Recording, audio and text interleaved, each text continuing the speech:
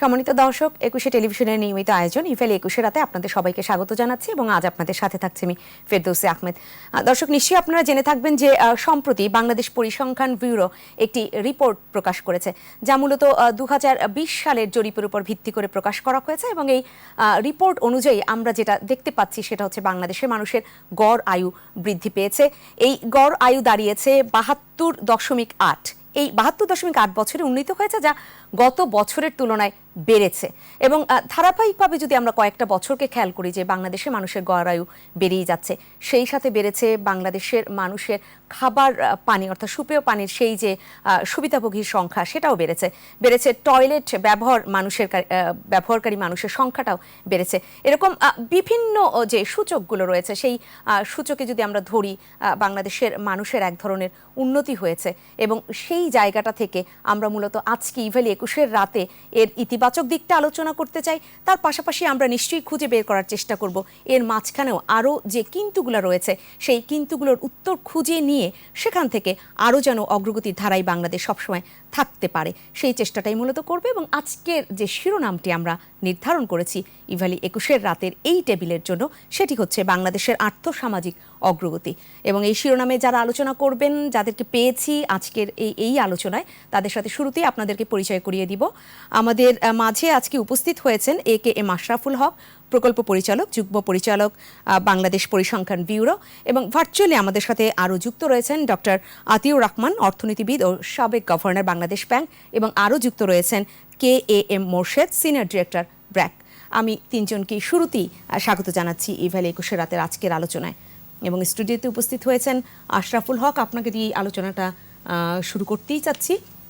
সেটি হচ্ছে বাংলাদেশের এই যে আর্থসামাজিক অগ্রগতি, যেটা আমরা শিরোনাম করলাম, তার পাশাপাশি বলতেই তো হচ্ছে এই রিপোর্টের উপর ভিত্তি করেই তো সাধারণত এই আর্থসামাজিক অগ্রগতি বা দক্ষিণ পূর্ব এশিয়ার কথাও যদি বলি, যে বাংলাদেশ আসলে অনেকগুলো দেশের তুলনায় এগিয়েছে তুলনামূলক বিচারে। সব কিছু মিলিয়ে আপনি কিভাবে দেখছেন বাংলাদেশের এই অগ্রগতিটা?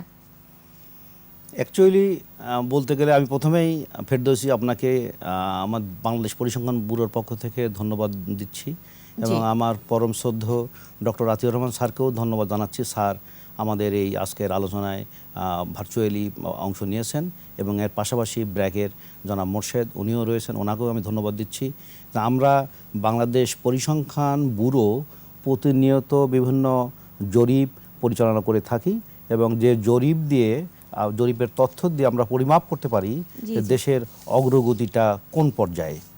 যেমন আমি প্রথমেই আপনারা যেটা বলছেন যে মানুষের যে প্রত্যাশিত গড় আয়ু, যেটি এখন 72.8 বছরে দাঁড়িয়েছে, যেটি গত বছরে ছিল 72.6, অর্থাৎ 0.2 বছর এই বছরে বৃদ্ধি পেয়েছে। সেই 0.2 বছরকে যদি আমরা হিসাব করি, তাহলে দেখা যাবে যে 2 মাস 13 দিনের মতো বেড়েছে গত বছরের তুলনায়। যে অ্যাকচুয়ালি বাংলাদেশে এখন আমাদের যে বিভিন্ন পর্যায়ের যে মৃত্যু, সেই মৃত্যু হারটা আস্তে আস্তে কমছে, মানুষের শিক্ষার হারটা বাড়ছে, মানুষের যে বিদ্যুৎ ব্যবহারের সুবিধাভোগীর সংখ্যা বা বিদ্যুৎ ব্যবহারের পরিবারের সংখ্যা বাড়ছে। তারা সরকারের যে শতভাগ বিদ্যুতের যে ঘোষণা, সেটার প্রায় কাছাকাছি আমরা আছি। এখন আমার মনে হয় এখন এটা আমরা 96.2% পরিবারের এখন বিদ্যুৎ সুবিধার আওতাভুক্ত হয়েছে। তারপর শিক্ষার হার আমরা যদি চিন্তা করি, তা আমরা ইউনাইটেড নেশনের যে শিক্ষার যে সংজ্ঞা, সেটা ব্যবহার করে থাকি। সাধারণত আমরা বাংলাদেশ পরিসংখ্যান ব্যুরো প্রতি 10 বছর অন্তর অন্তর জনশুমারি অনুষ্ঠান করে থাকি এবং যেটা ইন্টারন্যাশনালিও 10 বছর অন্তর অন্তর পপুলেশন এবং হাউজিং সেন্সাস হয়ে থাকে। বাংলাদেশে লাস্ট 2011-তে আদমশুমারি বা জনশুমারি অনুষ্ঠিত হয়েছে। আমরা এবার 2021 সালে আবার জনশুমারি করতে যাচ্ছি এবং এবারের জনশুমারির বিশেষত্ব হলো আমরা ইউনিমোডে আমরা এই শুমারিটা করতে যাচ্ছি। এটা আর কি, এটা আমাদের এই শুমারির বিশেষত্ব। এবং 2011 সালের শুমারির যে সেই ফ্রেমের উপর ভিত্তি করে আমাদের বাংলা পরিসংখ্যান ব্যুরোতে একটি স্যাম্পল ডিজাইন বা মাস্টার স্যাম্পল বা ইন্টিগ্রেটেড মাল্টিপারপাস স্যাম্পল ডিজাইন এটা প্রণয়ন করা হয়েছে। এবং এই 2021 সালের সেন্সাসের উপর ভিত্তি করে, সেন্সাসের ফ্রেমের উপর ভিত্তি করে পদ্ধতিতে আমরা আবার একটি স্যাম্পল ডিজাইন করব বা মাস্টার স্যাম্পল করব। এবং বর্তমান যে ইন্টিগ্রেটেড মাল্টিপারপাস স্যাম্পল ডিজাইন, তাতে সারা বাংলাদেশে আমার 2012টি প্রাইমারি স্যাম্পল কিডনি বা নমুনা রয়েছে। প্রত্যেকটি নমুনা এলাকা আপনার 150 থেকে 200টা পরিবার নিয়ে গঠিত এবং এই প্রত্যেকটা নমুনা এলাকার জন্য আমাদের একজন করে স্থানীয় বেকার শিক্ষিত মহিলারা আপনার নিয়োজিত রয়েছেন তথ্য সংগ্রহের কাজে। সবাই মহিলা, 2012 জনই হলো মহিলা। এটা একটা আমাদের এই প্রকল্পের, আমি যে প্রকল্পের পরিচালক, এটার একটা বিশেষত্ব। অর্থাৎ শতভাগ যে মহিলাদের কর্মসংস্থানের যে সুযোগ সেটা এই প্রকল্পের মাধ্যমে রয়েছে। আমরা এদেরকে মাসিক একটা পারিশ্রমিক দিয়ে থাকি এবং এরা এই যে নমুনা এলাকা, একটা নির্ধারিত নমুনা এলাকা, এই নমুনা এলাকায় সারা বছর ধরে তথ্য সংগ্রহ করে থাকে। অর্থাৎ যখন ওই এলাকার মধ্যে কোনো জন্ম বা মৃত্যু হয় তখনই তারা এই জন্ম এবং মৃত্যু সংক্রান্ত তথ্য সংগ্রহ করে থাকে। প্রতি 3 মাস অন্তর অন্তর তারা বিবাহ বা তালাক ও পৃথক বসবাস সংক্রান্ত তথ্য সংগ্রহ করে থাকে। এই সার্বিক প্রতিবেদনটিকে আসলে একটি নির্দিষ্ট এলাকার উপর ভিত্তি করে করা হয়ে থাকে। এটা আমাদের, যেহেতু আমরা একটা স্ট্যাটিস্টিক্যাল মেথড এটা অনুসরণ করে এটা করছি। আমি আগেই বলে নিলাম যে আমাদের যে পপুলেশন সেন্সাস 2011-র ফ্রেমের উপর ভিত্তি করে এই স্যাম্পল ডিজাইনটা করা এবং সেটাতে 2012টি সারা দেশব্যাপী নমুনা এলাকা নির্বাচন করা হয়েছে এবং যেটা প্রতিনিধিত্বমূলক। এবং এই নির্বাচিত যে এলাকা বা প্রাইমারি স্যাম্পলিং ইউনিট, সেখান থেকে আমরা সারা বছর ধরে তথ্য সংগ্রহ হয়, সারা বছর। এবং সারা বছর ধরে কি কি বিষয়ের উপর তথ্য সংগ্রহ করা হয় সেগুলি আমি বলার চেষ্টা করছিলাম। আমার আর নিশ্চয়ই সেই আলোচনা নিয়ে আমি আপনার কাছে আবারও ফিরবো, শুনবো আপনাকে আবারও। আমি একটু ঘুরে আসতে চাই ডক্টর আতিউর রহমান আপনার কাছ থেকে। বাংলাদেশের এই যে আর্থসামাজিক অগ্রগতি, এই যে একটি প্রতিবেদন, যেটা আশরাফুল হক বললেন যে একটি নির্দিষ্ট কিছু নমুনা এলাকা চিহ্নিত করে সেখানে সারা বছর থেকে তথ্য সংগ্রহ করা হয় এবং তার উপরে ভিত্তি করে এই যে আর্থসামাজিক যে বাংলাদেশে এই প্রেক্ষাপটে যে অগ্রগতি হয়েছে, সেই অগ্রগতিটা তো আসলে একটি বার্তা বহন করছে, কিন্তু সেটা আসলে কতটা সুবার্তা দিচ্ছে আপনি কি মনে করছেন? পুরোটাই সুবার্তা। আমি বলবো যে বাংলাদেশের আজকের যে অবস্থান, এই অবস্থান কিন্তু যদি আমরা শুরুটা না জানি তাহলে কল্পনাও করতে পারবো না। 72 সালের দিকে যে কি পরিস্থিতি ছিল আমাদের, এক একটি পরিবারে যখন মানে সম্ভাব্য দম্পতি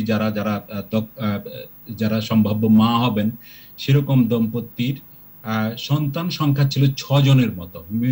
সেটা এখন 2-এ নেমেছে। তো এই একটি অঙ্ক থেকে বোঝা যায় যে আমাদের জনসংখ্যা ক্ষেত্রে আমরা কতটা উন্নতি করেছি। এবং এই যে গত 1 বছরে মাত্র 2 বছর 13 দিন মাত্র বেড়েছে এবং জনসংখ্যার সেই হারটি, সাধারণ টোটাল জনসংখ্যার হারটি মাত্র 1.3%, যেটা গত বছরও 1.32% ছিল। তো সুতরাং এরকম একটি পরিস্থিতিতে বেরিয়ে চলেছে। মনে রাখতে হবে হিসেবটি প্যান্ডেমিকের আগে, প্যান্ডেমিক শুরু হবার পরে হয়তো খানিকটা পরিবর্তন বিভিন্ন সূচকে আসতে পারে, কিন্তু যে অঙ্কটা আমাদের কাছে আছে সেটা থেকে মনে হচ্ছে যে প্রায় সবগুলো সূচকই ইতিবাচক। আমরা যেটা দেখলাম, যতটুকু শুনলাম, বিশেষ করে কতগুলো গুরুত্বপূর্ণ সূচক যেগুলো উন্নতি হয়েছে, যেমন ইলেকট্রিসিটির উন্নতি হয়েছে, তারপরে আমাদের জনসংখ্যা, সুপেয় পানির ক্ষেত্রেও খানিকটা উন্নতি হয়েছে আমরা লক্ষ্য করছি। তারপর ইউজ অফ স্যানিটারি ল্যাট্রিন যেটা আমরা দেখতে পাচ্ছি, সেখানেও উন্নতি হয়েছে। এখন গত 4 বছর আগেও 75%-এর মতো আমরা লক্ষ্য করেছি যে স্যানিটারি ল্যাট্রিনের অ্যাক্সেস ছিল। এখন 85.5%-এর অ্যাক্সেসটা আমরা দেখতে পাচ্ছি, যদিও এটা গত বছরের সমানই প্রায়, কিন্তু এটার প্রচুর উন্নতি। আর মানুষের সচেতনতা খুব বেড়েছে। সচেতনতা বেড়েছে বলেই আগে কিন্তু মানুষ ল্যাট্রিন ব্যবহারই করতো না, স্যানিটারি ল্যাট্রিন তো দূরের কথা, কোনো ল্যাট্রিনই ব্যবহার করতো না। মাঠে ময়দানে তারা তাদের কর্ম সম্পাদন করতো, এরকম সংখ্যাও কিন্তু কমে গেছে। এখন এটা 1.3% নেমে এসেছে ওপেন ডেফিকেশন। সুতরাং সব দিক থেকে চিন্তা করলে আমাদের ড্রিঙ্কিং ওয়াটার, যেটা আমি বললাম সুপেয় পানি, সেটাও বেড়েছে 98.1% থেকে বেড়ে 98.3% এসছে। ইলেকট্রিসিটির কথা তো একটু আগেই আমরা শুনলাম আশরাফের কাছ থেকে যে 96.2 2% ইলেকট্রিসিটি কাভারেজ হয়ে গেছে, যেটা আগে ছিল আমাদের 93.5%, যেটা আগে ছিল এক বছর আগেও। তার মানে বিদ্যুৎ কিন্তু সভ্যতার প্রতীক। যে ঘরে বিদ্যুৎ যায় সেখানে শিক্ষার সুযোগ বাড়ে, সেখানে নারীরা বেশিক্ষণ ধরে কাজ করতে পারে, সেখানে নিরাপত্তা বেশি, সেখানে ছোটখাটো ব্যবসা বাণিজ্যের সুযোগ বাড়ে। সুতরাং বিদ্যুৎ শুধুমাত্র যে একটা ঘর আলো করে সেটা দেখলেই হবে না, বিদ্যুৎ সমাজকে আলোকিত করে।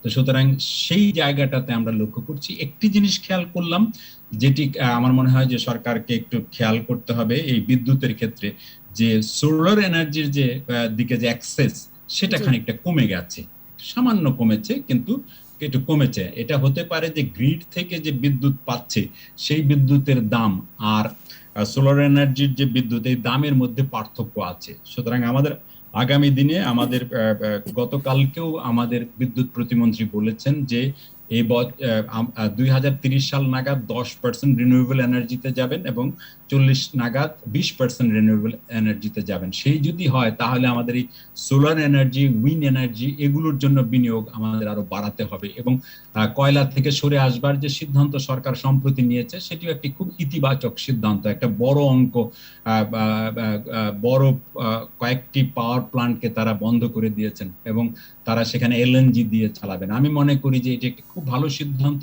এবং একই সঙ্গে সোলার এনার্জি যে কমে গেছে হিসাব মতে সেটার দিকে নজর দেওয়া উচিত, যে সোলার আরেকটু বাড়ানো যায় কি না। এরকম আরো অনেকগুলো অঙ্ক আছে। সব থেকে ফার্টিলিটি রেটের কথা আমি একটু আগেই বলেছি, শুরুই করেছিলাম ফার্টিলিটি রেট ড্রাস্টিক্যালি কমে গেছে, এবং এগুলো আমাদের যে বিয়ের বয়স সেটাও খানিকটা বেড়েছে। কিন্তু প্যান্ডেমিকের সময় আমার ধারণা যে কিছুটা খবর হয়তো চাপ পড়বে, বিশেষ করে বাল্য বিবাহ বেড়ে যাবার একটা আশঙ্কা আছে বলে আমার কাছে মনে হয় এই প্যান্ডেমিকের কারণে। এই দিক থেকে সরকারকে আগের থেকে সচেতন থাকতে হবে। এই যে সাফল্যের কথা আমরা বললাম, এতক্ষণ ধরে বললাম, এর পেছনে কি কারণ থাকতে পারে? আমার দৃষ্টিতে যে এটি বিচক্ষণ কিছু নীতিমালার কারণেই এই সাফল্য এসেছে। আমরা লক্ষ্য করেছি বঙ্গবন্ধু 3টি নীতির উপরে খুব গুরুত্ব দিতেন। 1 নম্বর, তিনি বলেছিলেন যে আমরা খাদ্যে স্বয়ংসম্পূর্ণ হব, যেমন করে হোক খাদ্য কৃষির উপরে জোর দেব। দ্বিতীয়, তিনি বলেছিলেন যে আমরা এমন সচেতনতা বাড়াবো যাতে করে আমাদের পরিবার পরিকল্পনা যে নীতিটি এটা যেন সহজে বাস্তবায়ন করা যায়, এবং এই জায়গাতে তিনি কিন্তু সরকারি, বেসরকারি, অসরকারি সবাইকে নিয়ে তিনি কাজ করেছিলেন। এটি একটা। তৃতীয় যে নীতিটি গ্রহণ করেছিলেন, যেটার এই 3টির প্রতিফলন এখানে আসছে, সেটি হলো যে গ্রাম বাংলার ঘরে ঘরে তিনি শিক্ষার আলো জ্বালবেন, এবং সেই কারণে দেখতে পাচ্ছি শিক্ষার হার 75-এর উপরে উঠে গেছে। আমরা যদিও শিক্ষার মান নিয়ে আমাদের নানা প্রশ্ন থাকতে পারে, কিন্তু আজকে শিক্ষা যে একটি গুরুত্বপূর্ণ চাহিদা, মানুষের চাহিদা, সেটা কিন্তু আমরা এখন অনুভব করছি। আমাদের গ্রামের মানুষ একেবারে, যাদেরকে আমরা বঞ্চিত মানুষ মনে করি, এখন আমি গরিব মানুষ ওইভাবে বলবো না, কারণ তাদেরকে অনেক সুযোগ থেকে বঞ্চিত করলেই তারা গরিব হন। সুতরাং সেই বঞ্চিত মানুষেরা এখন কিন্তু তাদের মেয়েটিকে বা ছেলেটিকে লেখাপড়া করাবার আগ্রহ প্রবল, এবং তারা স্কুলে পাঠান, এবং সরকারেরও কিছু নীতিমালা আছে, যেমন নারী বালিকাদের পড়াশোনার জন্য সরকারের আলাদা করে সোশ্যাল সেফটি নেট আছে, এবং মায়েদের জন্য প্রণোদনা আছে যারা বাচ্চাদের পাঠাবে, মায়ের হাসি, নানা ধরনের প্রকল্প আছে। যেই কারণে আমি মনে করি যে শিক্ষা একটা গুরুত্বপূর্ণ সার্ভিস হিসেবে মানুষ স্বীকার করা শুরু করেছে। যেই কারণে প্রত্যেকটা, এখানে যে কয়টা তথ্য আমরা পেয়েছি সার্ভে থেকে, প্রতিটি তথ্য থেকে দেখতে পাচ্ছি যে আমাদের সামাজিক উন্নয়নের যে সূচকগুলো সেগুলো খুব ভালো হচ্ছে, এবং এর পেছনে নিশ্চয়ই অর্থনীতি কাজ করছে। কারণ আমাদের অর্থনৈতিক যে সূচক, মূল সূচক হলো মাথাপিছু আয়। মাথাপিছু আয় গত বছর 1992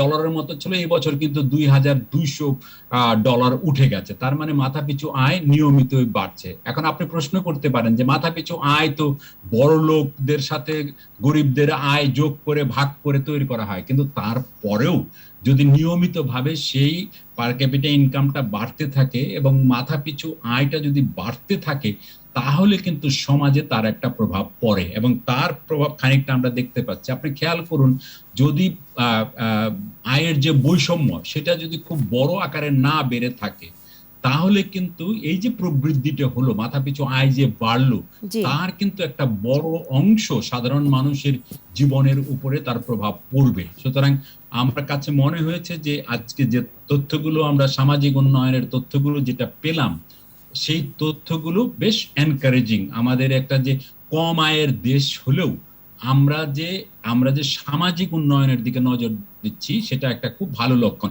এবং এটা সম্ভব হয়েছে মানুষের সচেতনতা বৃদ্ধির জন্য। এবং এই জায়গাটাতে সরকারের পাশাপাশি যে অসরকারি সংগঠনগুলো আছে, যেখানে মুর্শেদ কথা বলবে, সেই তাদেরও একটা ভূমিকা আছে এবং সবাই মিলেই কিন্তু আজকে এই করছে। গণমাধ্যমেরও একটা বড় ভূমিকা আছে। নিশ্চয়ই নিশ্চয়ই গণমাধ্যম সেই এই যে জায়গাটায় বিষয়গুলো তুলে সেক্ষেত্রে ধরছে। আপনার কাছ থেকে আবারও শুনবো। আমি একটু কে এম মোর্শেদের কাছ থেকেই ঘুরে আসতে চাই। কে এম মোর্শেদ, নিশ্চয়ই আমাকে শুনতে পাচ্ছেন? জি, শুনতে আচ্ছা, পাচ্ছি। ডক্টর আতিউর রহমান যে বিষয়গুলোর কথা বললেন, বিশেষ করে আমি আপনার কাছে আসতে চাই শিক্ষার যে বিষয়টা। এই প্যান্ডেমিকের মধ্যে যে আশঙ্কাটা করলেন ডক্টর আতিউর রহমানও, যে প্যান্ডেমিকে এসে এর চিত্র কিছুটা পরিবর্তন হলেও হতে পারে, সেই আশঙ্কা আপনি কতটা করছেন? কারণ আসলে শিক্ষার যে দুরবস্থা কিছুটা আমরা এখনো দেখতে, ওইভাবে আমরা যদি সেই আমাদের কাছে কোনো ধরনের সেই তথ্য উপাত্ত ওইভাবে না আসলেও অনেকে আশঙ্কা করছেন যে ঝরে যাবে এই একদম প্রাথমিক পর্যায় থেকে। এবং বাল্য বিবাহের যে প্রসঙ্গটা, যে বিয়ের বয়সসীমা বেড়েছে, কিন্তু সেই জায়গাটা থেকে আবার বাল্য বিবাহের প্রবণতা এই প্যান্ডেমিকের সময়টাতে আমরা লক্ষ্য করছি। সেই জায়গাটায় আমাদের এই অগ্রগতি কোনো জায়গা থেকে একটু পিছু হটে যাবে কিনা? ধন্যবাদ। না, এখন যে সময় আমরা পার করছি সেটা তো একটা বিশেষ সময়, শুধু বাংলাদেশ না, সারা পৃথিবী। এবং এটার জন্য এমন না যে আগে থেকে প্রিপারেশন নেওয়া সম্ভব ছিল, আমরা জানতাম এরকম হবে। স্কুল যখন বন্ধ করা হয় তখন তো আর চিন্তা করা হয়নি এতদিন বন্ধ হবে। জি আজকে আবার নতুন করে এক্সটেনশন হয়েছে। তো দুই তিনটা জিনিস, একটা হচ্ছে স্কুল বন্ধ হওয়ার ফলে ছাত্রছাত্রীদের আগ্রহ কমবে। যদিও বাংলাদেশ পৃথিবীর অন্যতম দেশ যেখানে লকডাউনের প্রায় সঙ্গে সঙ্গে 2 সপ্তাহের মধ্যেই টিভিতে ক্লাস নেওয়াটা চালু হয়েছিল, কিন্তু আমরা দেখছি যে একটা বড় সংখ্যক, আজকে একটা সার্ভে পাবলিশ হলো, আমাদের ব্র্যাক ইউনিভার্সিটি করলো, প্রায় 67, মানে 2/3 ছেলে মেয়ে পুরোপুরি সুবিধাটা নিতে পারছে না লেখাপড়া করার ওই অনলাইনে। কারো টিভি নাই বা টিভির ওই সময়ে অ্যাক্সেস নাই, কারো অনলাইন অ্যাক্সেস নাই, কারো ডিভাইস নাই, কেউ বুঝছে না যেসব বিশেষ করে প্র্যাকটিক্যাল যেসব সাবজেক্টগুলি সেগুলি অনলাইনে পড়ানোটা দূর। সব মিলিয়ে লেখাপড়ার মান কমে যাবে। এবং আমরা অন্যান্য দেশে ইবোলার কারণে যেমন লং বন্ধ হয়েছিল, পাকিস্তানে ভূমিকম্পের ফলে যে 8 মাস বন্ধ হয়েছিল স্কুল, তার রেজাল্ট দেখেছি যে এই ঘাটতিটা অনেক দিন পর্যন্ত টের পাওয়া যায়। ওই ছেলে বা মেয়ে সে পরবর্তী জীবনে যেও এই ঘাটতিটা তাদের শিক্ষায়, তাদের দক্ষতায় প্রভাব ফেলে। সো এটা একটা আসলেই দুশ্চিন্তার কথা। দ্বিতীয়, এটা যে উত্তরের রাস্তা কি সেটা আর একটু লং টার্ম চিন্তা করে, একটু পিছু হেঁটে চিন্তা করা দরকার। এই অনলাইন চালিয়ে গেলেই যে এটার সমাধান হবে তা মনে হয়। জি জি, কিন্তু কে এম মোর্শেদ, এখানে আমি যেটা যুক্ত করতে চাচ্ছি যে প্রাথমিক পর্যায়ে সেই ডিভাইসের মাধ্যমে ক্লাস নেয়ার চেষ্টা করলেও বিভিন্ন শিক্ষা প্রতিষ্ঠান বা শিক্ষকরা যেটা নেয়ার চেষ্টা করছেন, ক্লাস হলেও সেখান থেকে ছোট ছোট যে কোমলমতি শিশুরা, তারা আসলে যেটা শিক্ষাঙ্গনে গিয়ে শিখতো, বা সেই যে একেবারে আমরা বলতে পারি যে সাধারণ জ্ঞান যেটা শিখলে এক ধরনের ছোটবেলা থেকে তারা সচেতন হবে, সেই জায়গাটায় অনেক বেশি ঘাটতি দেখা যাচ্ছে এবং সেইখান থেকে আশঙ্কাটা তৈরি হচ্ছে। এক্স্যাক্টলি, আমরা যে বলছি যে আজকে সকালে যেটা পাবলিশ হলো রিপোর্ট, তাকে দেখা যায় 67%, মানে 2/3 ছেলে মেয়ে সেই অর্থে শিখতে পারছে না। হ্যাঁ, সো যদিও আমরা চেষ্টা চালিয়ে যাচ্ছি, সো এখন যেহেতু আমরা দেখছি এটাতে কাজ হচ্ছে না, এইটার উপরেই মানে সমস্ত জোর দেওয়াটা উচিত হবে। দ্বিতীয় যে প্রসঙ্গটা এসছে সেটা হচ্ছে এই ছেলে মেয়ে যারা এখন ক্লাসে যাচ্ছে না তাদের সমস্যাগুলো, তিনটে সমস্যা আমি যোগ করতে চাই। একটা হচ্ছে যেটা এসছে বাল্য বিবাহ। স্পেশালি যে মেয়েটা ক্লাস 6-এ পড়তো, 5-এ পড়তো, সে গত 6 মাস 7 মাস ধরে স্কুলে যাচ্ছে না। তার বাবা মা তারা তাদের ইকোনমিক অবস্থা ডাউন জি। ডাউন হচ্ছে। তারা মনে করছে যে আরো যদি দেরি করি তাহলে এই মেয়েকে বিয়ে দেওয়ার মতো সামর্থ্য আমাদের থাকবে না। সব মিলিয়ে আমাদের বাংলাদেশে যেখানে 51% হচ্ছে prevalence rate of child marriage, সেখানে আমাদের একটা স্টাডিতে আমরা অক্টোবর পর্যন্ত দেখলাম যে ইনসিডেন্স রেট অফ নিউ ম্যারেজের প্রায় 77% হচ্ছে গ্রামে। সো এটা যদি চলতে থাকে তাহলে আমাদের বাল্য বিবাহ বা বিয়ের বয়স বাড়ার যে ব্যাপারটা, যে একটা ইন্ডিকেটরে আমরা বরাবরই পিছিয়ে ছিলাম, সেখানে আরেকটু পিছিয়ে যাওয়ার আশঙ্কা তৈরি হচ্ছে। এটা হচ্ছে প্রথম। জি। দ্বিতীয় হচ্ছে এই ছেলেটা বা মেয়েটা ফিরবে কিনা ক্লাসে। ঝরে পড়ার আমাদের কয়েকটা স্টাডিতে যখন আমরা বাবা মাদের জিজ্ঞেস করছি, আমরা কিন্তু তাদেরকে দেখছি তারা উদ্গ্রীব কখন ছেলে বা মেয়েকে আবার স্কুলে ফেরত পাঠাবে। সো ওই যে একটা আশঙ্কা ছিল যে ফিরতে যাবে না, সেটা হয়তো ঠিক না। ফিরতে যাবে, তো ফিরে আসলে কোপ করতে পারবে কিনা, সেই ধাক্কায় কিছু ঝরে পড়বে কিনা, সেটা একটা চিন্তা রয়েই যাচ্ছে। তৃতীয় যে সমস্যাটা হচ্ছে সেটা হচ্ছে একটা বা ছেলে বা মেয়ের ছোট ছেলে বা মেয়ের মানসিক বিকাশের জন্য খেলাধুলা, ছেলেমেয়েরা একসাথে থাকা, ওই সমবয়সীদের সাথে সময় কাটানো খুব জরুরি। জি। সেইটা পুরোটাই বন্ধ হয়ে যাচ্ছে বা সেভাবে হচ্ছে না। That is created the mental stress on children. বাচ্চারা আমাদেরকে বলছে যে তাদের বাসায় থাকতে ভালো লাগে না, কারো কারো ভয় লাগে, এবং চারদিকে একটা ভয় পরিবেশ না। পত্রিকায়, টিভিতে খুললেই দেখা যাচ্ছে মানুষ মারা যাচ্ছে, লকডাউন হচ্ছে, না খেয়ে মানুষ থাকছে। এই যে স্টোরিগুলি overall creates a negative impact on childs mind. সেইটা হচ্ছে। সো এই তিনটা ব্যাপারই একটু খেয়াল রাখতে হবে, যে ফিরবে কিনা, ঝরে পড়ার একটা সুযোগ আছে, কিন্তু মনে হয় না ওটা বিরাট, এখনো পর্যন্ত বিরাট কিছু। অনেকদিন আরো কন্টিনিউ করলে কি হয় জানি না। দ্বিতীয়টা বললাম যে আমাদের চাইল্ড ম্যারেজ বাড়তে পারে, এবং সেরকম ইঙ্গিত আমরা পাচ্ছি, আমরা স্টাডি করেছি, সার্ভে করেছি, সেই ধরনের স্পষ্ট ইঙ্গিত পাচ্ছি। থার্ড, যেটা আমাদের স্টাডি এবং অনেকগুলি স্টাডিতে এসছে, বাচ্চারা প্রচন্ড মেন্টাল স্ট্রেসে আছে, যেটা তাদের ভবিষ্যতের জন্য ভালো হবে না। জি। ধন্যবাদ। নিশ্চয়ই। আপনারা রয়েছেন তিনজনই আমার সাথে। এই পর্যায়ে সময় হচ্ছে একটা ছোট্ট বিরতি। সম্মানিত দর্শক, ইভালি 21 রাতে সময় হলো একটা ছোট্ট বিরতির। নিশ্চয়ই আমাদের সাথে থাকবেন।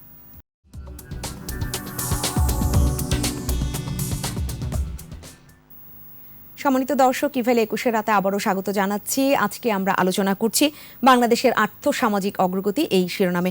এবার আসতে চাই AKM আশরাফুল হক আপনার কাছে। ডক্টর আতিউর রহমান যে কথাগুলো বলছিলেন, বা তাকে আমি যে প্রশ্নটা রেখেছিলাম যে এটা আসলে কতটা সুবার্তা বহন করছে, এর পেছনে একটি কারণ আছে যে আমরা আমাদের অগ্রগতিটা কয়েক বছরের দিকে তাকালে ধারাবাহিকভাবে একটি অগ্রগতি হচ্ছে, কিন্তু এই যে এই অতিমারি এসে আমাদের অনেকখানি চিত্র বদলে দিবে কিনা, এই আশঙ্কার জায়গা থেকেই আসলে সুবার্তা সামনের দিকে কতটা থাকবে সেটা নিয়ে অনেকেই শঙ্কিত রয়েছে। সেই জায়গাটায় আসার আগে আপনি নিশ্চয়ই আমাদের দর্শকদের উদ্দেশ্যে পরিষ্কার করবেন যে বাংলাদেশের আর্থসামাজিক অগ্রগতির সাথে এই যে গড় আয়ুর যে ব্যাপারটা, এই সম্পর্কটা আসলে কোথায়? আচ্ছা, ধন্যবাদ। আমি জনাব ফেরদৌসী। অ্যাকচুয়ালি আমরা গড় আয়ু নিয়ে যেটা চিন্তা করি, শুধুমাত্র বাংলাদেশ পরিসংখ্যান ব্যুরো থেকেই গড় আয়ু সংক্রান্ত তথ্য প্রকাশ করা হয়ে থাকে। বাংলাদেশে গড় আয় সংক্রান্ত তথ্য অন্য কোনো সংস্থা প্রকাশ করে না। তা আমরা যদি পিছনের দিকে তাকাই, অর্থাৎ 2010 সালের দিকে যাই, তখন আমরা দেখতে পাবো গড় আয়ু ছিল 67.7 বছর, আর পুরুষদের ছিল 66.6 বছর, আর মহিলাদের ছিল 68.8 বছর। কিন্তু 2020 সালে যদি এসে দেখি, এখন আমাদের মানে গড় আয়ু 72.8 বছর, আর পুরুষদের 71.2 বছর, মহিলাদের 74.5 বছর। আর গত বছরের সাথে যদি আমরা তুলনা করি, গত বছরে ছিল আমাদের গড় আয়ু 72.6 বছর, এবার 72.8 বছর, অর্থাৎ 0.2 বছর বেড়েছে। আর মাসে হিসাব করলে 2 মাস 13 দিনের মধ্যে বেড়েছে গত এক বছরে। এবং এই যে তথ্যটা, এটা গত 20 সালের সারা বছরের তথ্যের উপরে ভিত্তি করে এটা তৈরি করা হয়েছে, অর্থাৎ 1 জানুয়ারি থেকে 31 ডিসেম্বর এই সময় পর্যন্ত। আর গত 5 বছরে প্রত্যাশিত আয়ুষ্কাল বেড়েছে 1.2 বছর, গত 5 বছরে যদি হিসাব করি, সেখানে গড়ে প্রতি বছরে বেড়েছে 0.24 বছর করে, অর্থাৎ প্রায় 3 মাসের কাছাকাছি প্রতি বছরে বেড়েছে গড়ে। তো সেই হিসাব করে আমরা এই যে গড় আয়ু, যেটা লাইফ এক্সপেক্টেন্সি অ্যাট বার্থ, যার অর্থ হলো 2020 সালে যে কয়জন শিশু জীবিত জন্মগ্রহণ করেছে তারা কত বছর যাবৎ বেঁচে থাকবেন, তার প্রত্যাশিত গড় হিসাব, এটা অ্যাকচুয়ালি গড় আয়ু। এবং আমরা গড় আয়ুটা ইউনাইটেড নেশনস কর্তৃক, জাতিসংঘ কর্তৃক স্বীকৃত একটি সফটওয়্যার, যেটার নাম হলো প্যাকেজ ফর মর্টালিটি মেজারমেন্ট। এটা একটা জাতিসংঘ কর্তৃক স্বীকৃত সফটওয়্যার।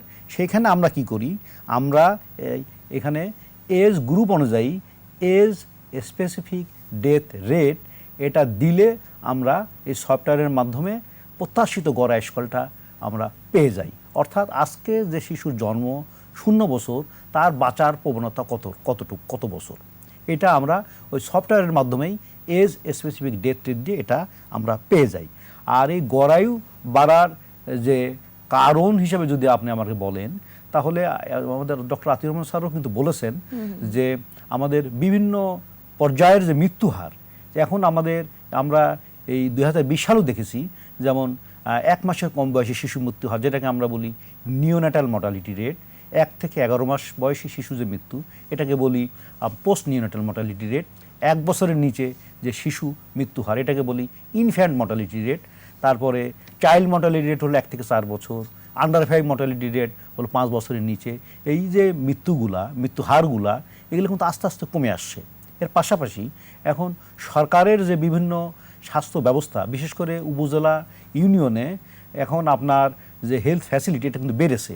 এখন আপনার শহরে আর পল্লী এলাকায় এখন হেলথ ফ্যাসিলিটিতে পৌঁছাতে আগে যেরকম 8 ঘন্টা 10 ঘন্টা একদিন লাগতো, এখন কিন্তু আপনার এই যে মেকানাইজড ভেহিকেল, এগুলোর কারণে, রাস্তাঘাটের ভালো হওয়ার কারণে, রাস্তাঘাট উন্নতি হওয়ার কারণে এখন কিন্তু হেলথ ফ্যাসিলিটিতে মায়েরা বা যারা চিকিৎসা নিতে যাবেন তারা খুব অল্প সময়ে পৌঁছে যান আর কি।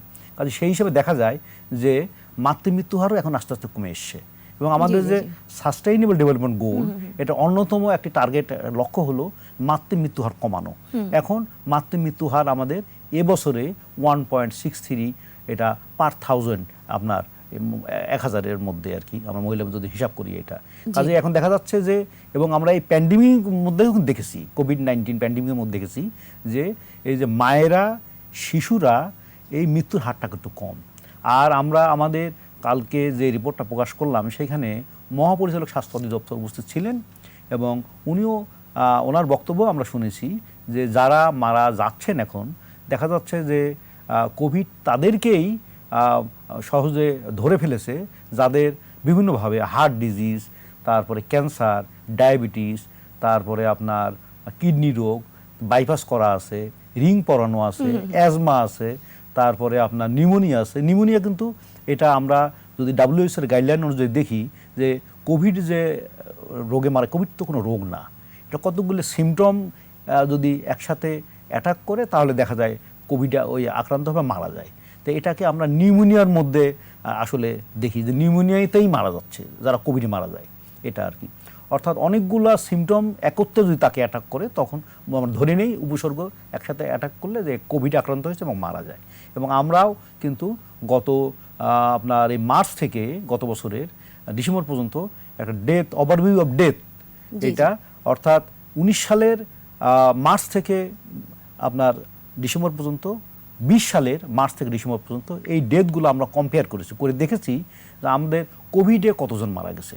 এবং তাতে আমাদের এস্টিমেটেড যে কোভিডে আক্রান্ত মৃতের সংখ্যা, ডাইরেক্টর জেনারেল হেলথ সার্ভিসেসের যে মৃতের সংখ্যা, তাতে আমাদের খুব একটা বেশি তফাৎ হয় নাই। কারণ আমাদের ডেথ রিপোর্টিংটা হলো হাউস হোল্ড লেভেল থেকে, মানে কমিউনিটি লেভেল থেকে রিপোর্টিং। কোভিড-19 এটি তো আসলে বিশ্বব্যাপী সারা বিশেষ বিশ্বব্যাপী, একটি জি, বিরূপ জি, পরিস্থিতি, জি, জি। কিন্তু এর বাইরে আসলে আমি যেটা বলছিলাম যে দর্শকরা যদি খুব সহজ করে জানতে পারেন, সেক্ষেত্রে বোধহয় আপনি যেটা বলার চেষ্টা করেছেন সেখান থেকে আমি যদি ভুল না বুঝে থাকি, জি, বলেন। অর্থাৎ মানুষের এই যে টোটাল যে আর্থসামাজিক যে জীবনের একটি জি। উন্নতি হয়েছে, এই যে আপনি বললেন দ্রুত সে একটি সেবা নেয়ার জন্য পৌঁছে যাওয়া, তার এই সার্বিক জীবনমানের উন্নতির কারণেই আসলে তার গড় আয়ুটা বৃদ্ধি পেয়েছে, কারণ সে পুষ্টিকর খাবার খাচ্ছে। right. এই পুরো বিষয়টা এরকম।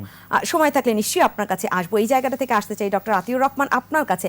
বাংলাদেশের মানুষের গড় আয়ু বৃদ্ধি পেয়েছে, যেটা নিঃসন্দেহে সুবার্তা আপনি তখন বলছিলেন। সেই যে বাংলাদেশের মানুষের গড় আয়ুটা বৃদ্ধি পেল, আমাকে এই জীবনটা যাপন করতে হবে একটি দীর্ঘ সময় ধরে। সেই জীবনটা আমি কতটা স্বাস্থ্যসম্মতভাবে যাপন করতে পারবো, সেই জায়গাটা থেকে আমি জানতে চাচ্ছি যে আমাদের সেই জীবন মানটা কতটা স্বাস্থ্যসম্মত হলো, সেই জায়গাটা কি আমরা অনেক বেশি এগিয়েছি? আমরা তো নিশ্চয়ই আগের চেয়ে অনেক বেশি এগিয়েছি, আমি আগেও বলেছি, কিন্তু সার্বিক বিচারে আমাদের স্বাস্থ্য খাতে আরো অনেক কাজ করবার বাকি আছে। বিশেষ করে প্রাথমিক যে স্বাস্থ্যর জন্য আজকে আমাদের এই অগ্রগতি, আমাদের সচেতনতার মান বেড়েছে, আমাদের বাচ্চাদের টিকা আমরা বেশি এখন দিচ্ছি, আমরা স্বাস্থ্য ক্ষতি হয় যেমন স্যানিটারি ল্যাট্রিন আগে ব্যবহার হতো না, এখন ব্যবহার হচ্ছে। এখন অনেক বেশি খাবারের ব্যাপারেও আমরা দেখতে পাচ্ছি, আগে অনাহারে অনেক মানুষ থাকতো, এখন কম মানুষ অনাহারে থাকে। সুতরাং এগুলোর প্রভাবও কিন্তু স্বাস্থ্য খাতের উপরে গিয়ে পড়ছে, ইতিবাচক ভাবেই পড়ছে। আর জনসংখ্যা কমে যাওয়াতে, বিশেষ করে এই অঙ্কই বলছে, এই সার্ভে বলছে যে আমাদের যে দম্পতি তাদের বাচ্চাদের সংখ্যা 2-এ নেমে এসেছে, সেটা গড়ে আমি বলছি। তো এগুলোর প্রভাব নিশ্চয়ই, যে তারপরেও out of pocket health expenditure, যেটাকে বলে পকেট থেকে যে খরচ করতে হয় মানুষের, সেটা কিন্তু কম না, এখনো বেশ বড় অঙ্ক। অন্য যে কোনো দেশের চেয়ে আমাদের এই অঙ্কটা বেশ বড়, মানুষের পকেট থেকে খরচ করতে হয়। এবং প্রাইমারি হেলথ কেয়ারের জন্য আমরা টোটাল যে স্বাস্থ্য বাজেট তার বড় জোর 1/4 বা সামান্য বেশি আমরা খরচ করি। এটা কিন্তু আরো বাড়ানোর সুযোগ আছে, এটা 30-40% যদি নিয়ে যেতে পারতাম প্রাথমিক। এবং আমাদের যে কমিউনিটি হসপিটাল গুলো আছে, এগুলো কিন্তু একটা খুব ভালো সংযোজন, এবং কিন্তু সেটা আমরা লক্ষ্য করছি যে এই জায়গাটাতেও আমাদের আরেকটু যদি ইনভেস্টমেন্ট করতে পারতাম, আরো যদি নার্স, বিশেষ করে ট্রেন নার্স এবং আমরা আরো কিছু স্বাস্থ্যকর্মীর ব্যবস্থা করতে পারতাম, তাহলে কিন্তু এই জায়গাটার থেকেও আমরা একটা ভালো সেবা পাবো। আর আমাদের স্বাস্থ্য খাতের, প্রাথমিক স্বাস্থ্য খাতের যতটুকুনি উন্নতি হয়েছে, এটা পার্টনারশিপের ভিত্তিতে হয়েছে। সরকারের সাথে আমাদের যে এনজিও গুলোর যে পার্টনারশিপ হয়েছে, আমাদের গণমাধ্যমের যে প্রচারগুলো হয়েছে সময় মতো, যেমন ওটস লাইনের জন্য কিংবা টিকার জন্য যে সামাজিক সচেতনতা বেড়েছে, এবং সরকারের উপর থেকে নীতিমালার প্রতি যে সমর্থন দেওয়া হয়েছে, সেগুলোর প্রভাবে কিন্তু এই ঘটনাটি ঘটেছে। আমাদের যেখানে এখনো দুর্বলতা, বিশেষ করে কোভিড আসার পরে আমরা লক্ষ্য করলাম স্বাস্থ্য খাতের যে দুর্বলতা, সেটি হলো যে আমাদের জেলা পর্যায়ের যে হাসপাতালগুলো আছে, সেখানে আমরা উপযুক্ত সেই ইকুইপমেন্ট, ডাক্তার, স্পেশালিস্ট, এগুলো কিন্তু আমরা ততটা দিতে পারিনি। আমাদের এমনকি নগরের যে বড় বড় হাসপাতাল, পাবলিক হাসপাতাল, সেখানে রোগীর অনেক বেশি ভিড়, এবং সেখানে সেবা, আমাদের কোভিডের সেবা দিতে গিয়ে মানে নুন আনতে পান্তা ফুরোচ্ছে। তো সেরকম একটা পরিস্থিতিতে আমরা কাজ করছি। এর পরেও আমি বলবো যে আমাদের এই বাজেটে স্বাস্থ্য খাতের উপরে আরো বেশি বরাদ্দ দেবার সুযোগ হয়েছে, এবং আরো হবে হয়তো, কারণ এই ব্যাপারে সরকার অনেকটাই ওপেন মাইন্ডেড আছে। সুতরাং আমার মনে হয় যে জীবনের মান শুধুই স্বাস্থ্য খাতের তো হবে না, আমাদের অন্যান্য বিষয়গুলোকেও মাথার মধ্যে আনতে হবে।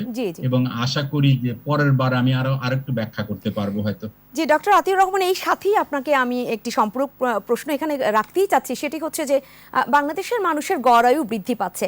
এই রিপোর্ট প্রকাশ হওয়ার পরবর্তী সময়টাতে সামাজিক যোগাযোগ মাধ্যমে এক ধরনের প্রশ্ন ঘুরে ফিরে এসেছে। অনেকেরই জানতে চাওয়া ছিল সেই জায়গাটাতে যে আমরা আসলে অনেক দিন বাঁচবো, আমাদের গড় আয়ু বৃদ্ধি পেয়েছে, কিন্তু সেই যদি আমরা বলি 50 ঊর্ধ্ব মানুষ কিংবা 60 ঊর্ধ্ব মানুষ, তারা কতটা সুস্থ থাকবে, কতটা কর্মক্ষম থাকবে, নাকি তারা সমাজের বোঝা হয়ে বেঁচে থাকবে? জীবন তো বহমান, তাই না? আমরা আগে যে সমস্ত সুযোগ ছিল সেটাই সবসময় থাকবে এমন তো নয়, আমাদের সুযোগও বাড়াতে হবে। আমরা এখন লিস্ট ডেভেলপ কান্ট্রি থেকে ডেভেলপিং কান্ট্রি স্ট্যাটাসে যাচ্ছি, আমাদের জীবনের গড় আয়ু বাড়ছে। সুতরাং আমাদের নতুন করে ভাবতে হবে। যেমন বয়স্ক মানুষের সংখ্যা বাড়বে, যখন জীবনের আয়ু বাড়বে তখন বয়স্ক মানুষের সংখ্যা বাড়বে, তাদের জন্য যে সামাজিক সুরক্ষা সেটা কিন্তু জোরদার করতে হবে। এখনো পর্যন্ত আমরা ইউনিভার্সাল কোনো পেনশন স্কিম চালু করতে পারিনি, জি আমরা কিন্তু ইউনিভার্সাল যে হেলথ স্কিম সেটাও কিন্তু করে উঠতে পারিনি। সবাইকে একটা অল্প বীমা দিয়ে স্বাস্থ্য সেবা পাওয়া যেতে পারে, এই জায়গাগুলোতে আমাদের কাজ করবার বাকি আছে। তবে আমি হতাশ হব না, কারণ আমাদের যে অভিজ্ঞতা আছে টিকা দেবার ক্ষেত্রে, বিশেষ করে প্রাথমিক টিকা দেবার ক্ষেত্রে আমরা যে লক্ষ্য করেছি যে আমরা সাফল্য অর্জন করতে পারি এবং আমরা মিলেমিশে ভালো কাজ করতে পারি। এমনকি এই কোভিড এর সময়ও যতক্ষণ পর্যন্ত আমরা টিকা ছিল ততক্ষণ কিন্তু ভালো ম্যানেজমেন্ট করেছি। তো সুতরাং আমাদের সেই সক্ষমতাটা আছে, এটা মাথায় রেখে আমাদের আগামী কিছু পলিসি পরিবর্তনের দিকে যেতে হবে এবং আমার ধারণা যাবে। টাঙ্গাইলের 4টি উপজেলাতে একটা স্বাস্থ্য বীমা এক্সপেরিমেন্টেশন চলছে, মোর্শেদ জানে এটার ব্যাপারে। সেটার অভিজ্ঞতার আলোকে এবার এই বছর নগরেও কিছু এক্সপেরিমেন্টেশন হবে। আমাদের কিন্তু নগরের প্রাথমিক স্বাস্থ্য ব্যবস্থা কিন্তু মোটেও ভালো না, বিশেষ করে বস্তি এবং অন্যান্য এলাকাতে যে মানুষের স্বাস্থ্য সেবা পাবার সুযোগ খুবই কম। আর যদি পেতেও হয় তাহলে অনেক পয়সা দিয়ে প্রাইভেট ডাক্তারের কাছে যেতে হয়। সুতরাং এই জায়গাগুলোতে নিশ্চয়ই আমাদের কাজ করবার বাকি আছে। তবে আমি হতাশ নই, কারণ আমরা করে করে শিখছি, দিনে দিনে বদলাচ্ছি। জি নিশ্চয়ই আসবো আপনার কাছে আবারও। কে এম মোর্শেদ, আপনার কাছে আসতে চাই। এর আগের আলোচনায় ডক্টর আতিয়াউর রহমান বলছিলেন যে মাথা পিছু আয় বাড়লে সেটা আসলে সমাজে তার একটা ইতিবাচক প্রভাব পড়ে। বৈষম্যের প্রশ্নটা তো ঘুরে ফিরে থাকছেই, যে বৈষম্য বেড়ে যাচ্ছে ধনী দরিদ্রের। সেই জায়গাটা থেকে এই অতিমারির সময়টাতে বাংলাদেশের প্রেক্ষাপটে নতুন করে 2.5 কোটি দরিদ্র সৃষ্টি হয়েছে। এই দরিদ্র লোকদের, বিশেষ করে নগরাঞ্চলে যারা দরিদ্র হয়েছে, তাদের কথা যেমন খুব একটা ভাবা হয়নি। আমি যদি বাজেটের কথাও বলি, বাজেটে কোনো একদম বরাদ্দ আছে কিন্তু সুনির্দিষ্টভাবে সেটা কিছু বলা নাই। সেটা নিয়ে অনেকেরই অনেক কিছু জানতে চাওয়া আছে যে এইটা বাংলাদেশের আর্থসামাজিক প্রেক্ষাপটে কোনো ধরনের বিরূপ প্রভাব ফেলবে কিনা। আমি আপনার প্রশ্নটা 3টা ভাগে ভাগ করে দিই, যেটা আপনি হয়তো আগের দু একটা প্রশ্নের সাথেও মিলবে। প্রথম হচ্ছে বাংলাদেশের এই যে উন্নতি, আমাদের লাইফ এক্সপেক্টেন্সির, এর পিছনে অর্থনৈতিক সমৃদ্ধি কি একমাত্র কারণ? আমি ডিসএগ্রি করি। হ্যাঁ, আমাদের সারা পৃথিবীর উন্নয়নের যদি আপনি মডেল দেখেন, দেখবেন অনেক দেশ আছে বাংলাদেশের চেয়ে অনেক বেশি মাথা পিছু আয়, কিন্তু তাদের লাইফ এক্সপেক্টেন্সি খারাপ। বাংলাদেশে ভালো হয়েছে কেন? এর পিছনে 2-3টে কারণ আমি যদি আলাদা করে বলতেছি, যেটা আগে আতিউর স্যারও বলেছেন, আশরাফ সাহেবও বলেছেন। একটা হচ্ছে women empowerment or participation of women in the economic sector made a huge difference. নারীর ক্ষমতায়নে শুধুমাত্র নারীর ইকোনমিক প্রবৃদ্ধি ঘটে না, একটা নারী যখন শিক্ষিত হয় সে তার পরিবারের, তার ছেলে মেয়ের, তার আত্মীয় স্বজনের সব ধরনের ওয়েলবিং ইনক্লুডিং হেলথ এখানে একটা কন্ট্রিবিউট করতে পারে। সেটা একটা বড় ধরনের ব্যাপার হয়েছে বাংলাদেশের উন্নয়নে। নারীর ক্ষমতায়ন পুরো ব্যাপারটাকে চালিয়ে নিয়ে গেছে, যেটা আমাদের মতো আরো অনেক দেশ এর চেয়ে অনেক ভালো ইকোনমিক প্রোগ্রেস করেও করতে পারে। 1 2 নাম্বার, শিক্ষায় নারীর অংশগ্রহণ। একই রকম শিক্ষিত মা একটা স্বাস্থ্যকর পরিবেশ তৈরি করতে পারে, স্বাস্থ্য এনশিওর করতে পারে। এবং বাংলাদেশের বেলায় সেটা আমরা নিজের চোখে দেখেছি, কাছে থেকে দেখেছি।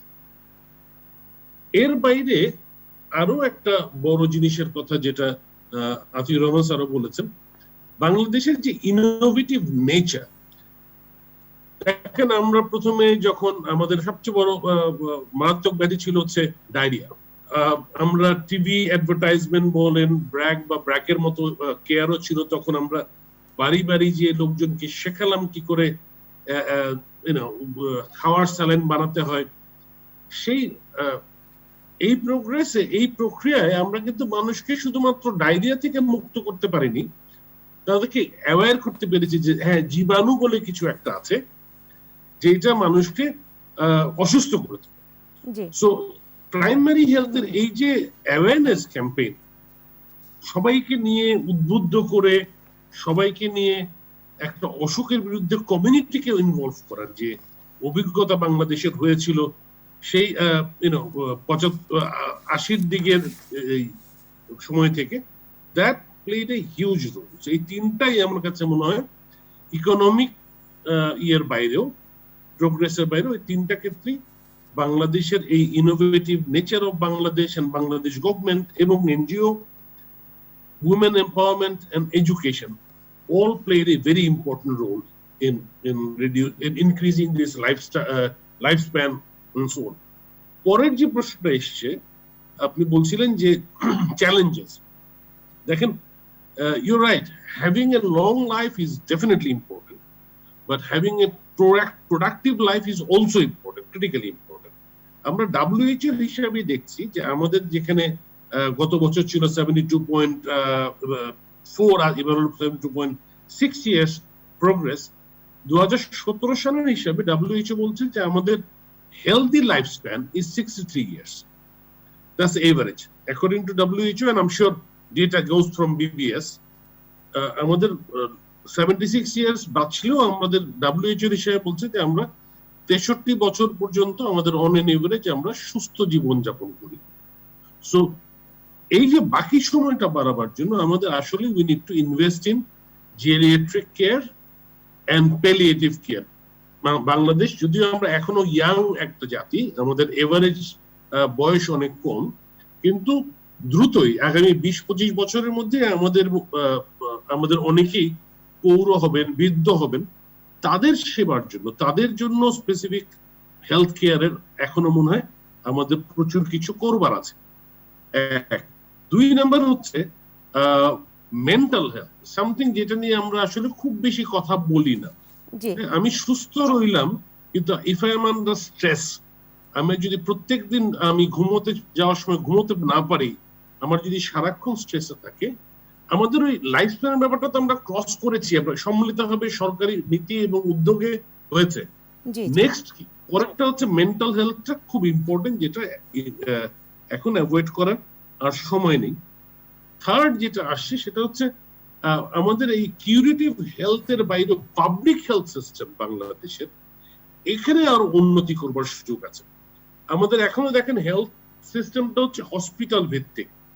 হসপিটাল হচ্ছে যখন আপনি অসুস্থ হন তখন ট্রিটমেন্ট হয়, কিন্তু অসুস্থ যাতে না হন, যাতে আপনার রোগ জীবাণু না ছড়ায়, সেই জন্য যে সিস্টেম, যেটাকে পাবলিক হেলথ সিস্টেম বলা হয়, সেই জায়গাটায় বাংলাদেশের, আমরা যেহেতু আমাদের হেলথ সিস্টেমটা ওই কলোনিয়াল সময় থেকে পেয়েছি, এবং কলোনিয়াল সময়ে আসলে হেলথ সিস্টেমটা তৈরি করা হয়েছিল, সিভিল সার্জনের কাজই ছিল বিলাতি বাবুদের চিকিৎসা করা। জি জি। সো পুরো ব্যাপারটার মধ্যেই অসুস্থ এবং চিকিৎসা, সেটাই ছিল আমাদের হেলথ সিস্টেম।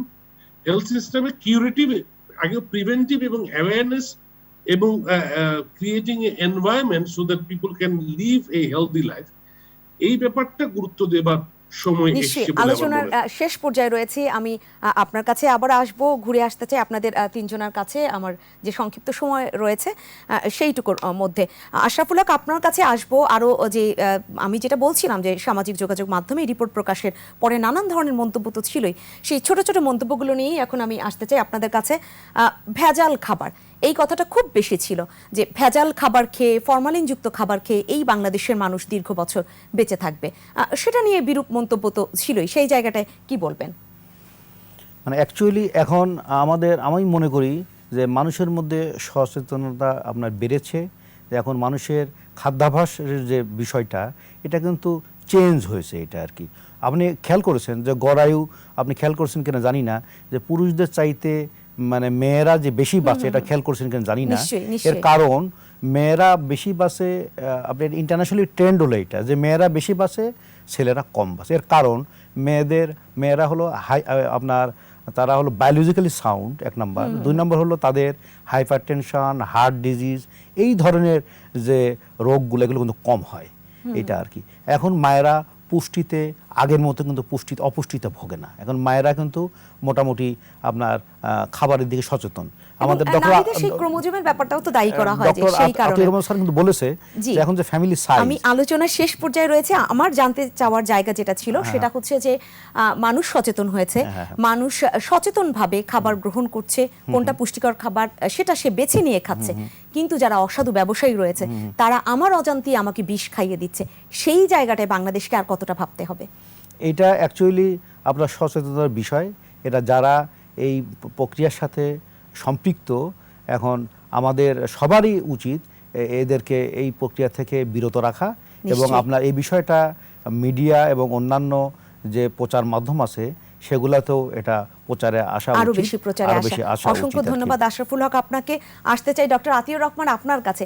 সেই আরো একটি জানতে চাইবার জায়গা সেটা হচ্ছে এই সম্প্রতি ঘটে যাওয়া মগবাজারের ঘটনাটাই যদি উল্লেখ করি, সেখান থেকেও মানুষের একটি জানতে চাওয়া ছিল যে মানুষের গড় আয়ু বেড়েছে কিন্তু মানুষের জীবনের নিরাপত্তা দিন দিন কমে যাচ্ছে। যে দুর্ঘটনাগুলা মানুষের তো কাঙ্ক্ষিত অবশ্যই না কোনো দুর্ঘটনা, কিন্তু তারপরও একেবারেই মানুষ সেই সচেতনভাবে হাঁটতে চলতে ফিরতেও অনাকাঙ্ক্ষিত যে দুর্ঘটনাগুলো ঘটছে সেখান থেকে মানুষ বোধহয় খুব বেশি সচেতন থেকেও পার পাচ্ছে না। সেই জায়গাগুলোতে আমাদের আর কি ভাবা উচিত?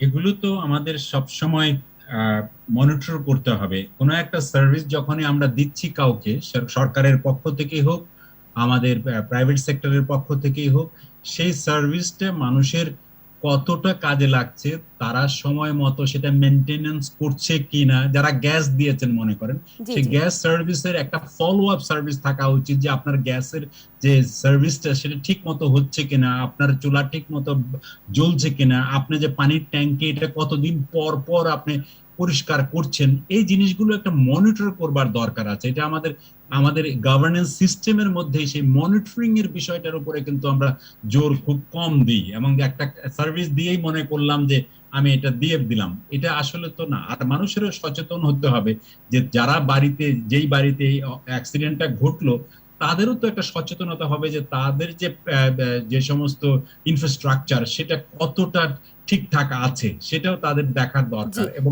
এই জায়গাটাতে দুই দিক থেকে প্রেসারটা থাকতে হবে, নিজেরাও আমরা সচেতন হবে এবং যারা সার্ভিস প্রোভাইডার তাদেরকেও মনিটর করতে হবে, সেবা দিতে হবে, তাহলেই পরিস্থিতির উন্নতি হবে। জি নিশ্চয়ই। অসংখ্য ধন্যবাদ ডক্টর আতিউর রহমান।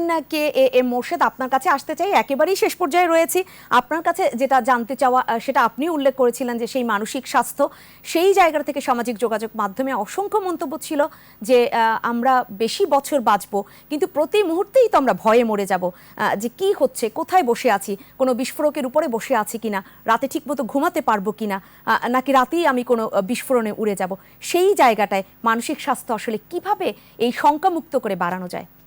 যে একেবারেই সংক্ষেপে নিব আপনার উত্তরটা। আমাদের মানসিক স্বাস্থ্য ব্যবস্থার জন্য সরকারি বা বেসরকারি পর্যায়ে তেমন খুব বেশি চিকিৎসা ব্যবস্থা নাই। তবে উন্নতি বা এই অর্থনৈতিক উন্নতির সাথে সাথে স্ট্রেস একটা নর্মাল বাই প্রোডাক্ট, সারা দুনিয়াতেই আমরা তাই দেখেছি। ওইটাকে ট্যাকেল করার জন্য আমাদের এখনই কার্যক্রম শুরু করতে হবে। আমি জানি যে সরকার একটা উদ্যোগ নিয়েছেন যে প্রত্যেকটা জেলায় একটা পাবলিক হেলথ অফিস তৈরি করা এবং মেন্টাল হেলথের জন্য ইনভেস্ট করা। এই প্রকল্প এই বছরই হয়তো চালু হবে। তারপরেও এই একটা জিনিস নিয়ে আমাদের অনেক আলাপ করতে হবে। এই জিনিসটা যত আলাপ না করলে আমাদের সমস্ত আলোচনা এই যক্ষা, টিভি, এই ক্যান্সার এর মধ্যেই থেকে যাবে। এর বাইরেও যে বাকি জীবনটা আছে, যারা প্রচলিত অর্থে অসুস্থ না কিন্তু আবার সুস্থ না, তাদের আলাপটা ওই আড়ালে থেকে যাবে, সেটা বোধহয় ঠিক হবে। নিশ্চয়ই। অসংখ্য ধন্যবাদ কে এম মোর্শেদ। আপনাকে আমি আবারও ধন্যবাদ জানাচ্ছি কে এম আশরাফুল হক, ধন্যবাদ ডক্টর আতিউর রহমান এবং ধন্যবাদ জানাচ্ছি কে এম মোর্শেদ, আপনাদের তিনজনকে আজকে ইভালি 21 রাতকে সময় দেবার জন্য। সেই সাথে ধন্যবাদ সম্মানিত দর্শক আপনাদেরকেও। আজকে আমরা ইভালি 21 রাতে আলোচনা করছিলাম বাংলাদেশের মানুষের গড় আয়ু বৃদ্ধি পেয়েছে।